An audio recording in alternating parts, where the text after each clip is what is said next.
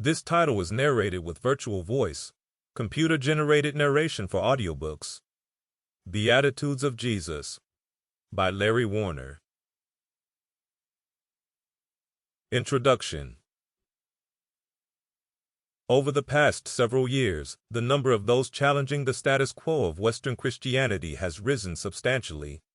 This phenomenon, commonly labeled deconstruction, is viewed by many as an existential threat to what they know to be Christianity, with many in the church viewing this movement's questioning of values and beliefs as inconsistent with true faith, an affront to authority, and an unnecessary challenge to long-standing teachings of the church. But what if this process of deconstruction was not only permissible, but in fact essential to a growing faith? What if what some are viewing as a threat to Christianity is actually our way forward? These are the core questions that this book seeks to address. Through my own journey with these questions, I have found that this supposed threat to the faith actually offers an opportunity for us, individually and corporately, to lay aside the sins and entanglements that have attached themselves to the Western Church over centuries of enculturation and misuse of the gospel. I see this movement, then, not as a danger to the church, but rather a great awakening, a long-needed recalibration of the church. Sadly, too many in the church have chosen not to listen to the hearts of these sincere, faithful deconstructors, deciding instead to double down on what the church has always taught, always believed. Those of us brave enough to embark on this journey, hoping to find Jesus amid the debris of dated doctrines and creeds, have been shunned and had our faith questioned by many in the church. Our honest queries were viewed as threatening, and we have been set adrift, many of us choosing to jettison the church and, in some instances, Jesus. Some of us may even be led to believe that Jesus himself has become aligned with a so-called Christian nation, his person and teaching so mangled, so tightly twisted within a country's flag, that the jaws of life would not be able to extricate him. It is in this place that many of us feel lost, unable to reconcile the Jesus we love with a church we can no longer support, all while being told that we, along with our questions, do not belong.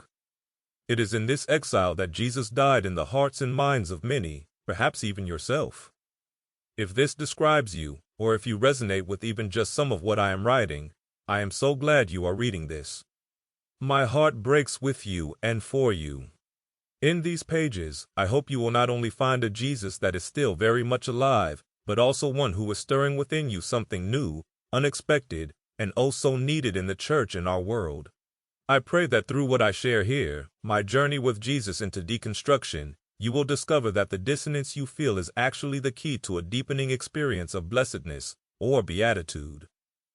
Beatitude is a word that means extraordinary blessedness or happiness. The word in its specific and plural form, the Beatitudes, has become synonymous with a series of simple declarations Jesus made to begin his most famous sermon, the Sermon on the Mount. These statements, each beginning with the words, "Blessed are," radically challenged the status quo of his first-century audience. 3. Blessed are the poor in spirit, for theirs is the kingdom of heaven. 4. Blessed are those who mourn, for they will be comforted. 5.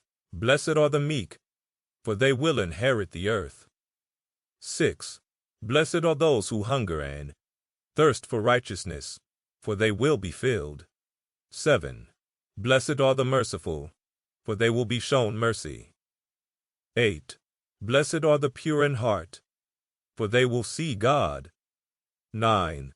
Blessed are the peacemakers, for they will be called children of God. 10. Blessed are those who are persecuted because of righteousness, for theirs is the kingdom of heaven. 11. Blessed are you when people insult you, persecute you, and falsely say all kinds of evil against you because of me. 12. Rejoice and be glad, because great is your reward in heaven, for in the same way they persecuted the prophets who were before you. In each and all of these declarations, Jesus challenged long-held and deeply guarded religious and cultural beliefs of his day, inviting those brave enough to pull apart what they had always been told and look at each aspect of their worldview with fresh eyes. In a very real way, Jesus was inviting his audience into a state of deconstruction, to take apart everything they thought they knew, to reconsider and or lay down that which was unnecessary or harmful. Not only so, but Jesus To keep listening to this audiobook, I've left you a link in the description so you can do it, at no cost thanks to Audible's 30-day free trial.